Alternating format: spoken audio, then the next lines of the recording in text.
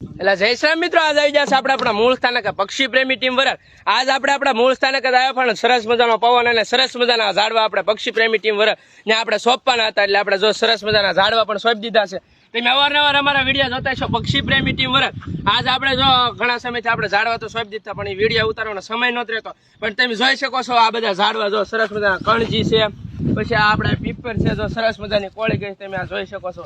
જો આ પીપર છે એ સરસ મજાની કોળી ગઈ છે. અને આપણે ઉમરાન વડલાન પીપળ જો આ છે સલ્લી પ્રકારનું જે પક્ષીઓ ખાઈ શકે, પાકે એટલે સલ્લી પક્ષીઓ ખાઈ શકે એવી આપણે સેવા કરવાની છે. અને કુંડા બંધાય એવો આપણે સહયોગ કરવાનો છે.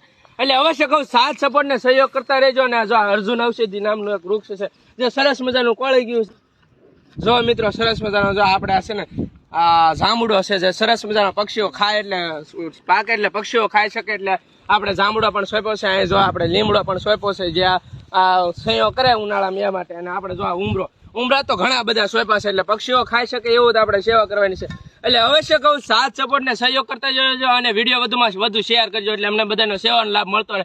અને તમારે જો અહીં મુલાકાત આવવું હોય તો આવી શકો છો. કેવી સરસ મજાની સેવાનું કાર્ય શરીર અને શૂન્યમાંથી સર્જન કરવાનું છે. એટલે આપણે જો બધા વૃક્ષો વાવી દીધા છે અને અહીંયા આપણે સંયોગ કરવાનો છે. એટલે કહેવાનો મુખ્ય હેતુ એ જ હોય છે કે સાથ સપોર્ટ આપણે સાથ સપોર્ટ ને જરૂર હોય છે.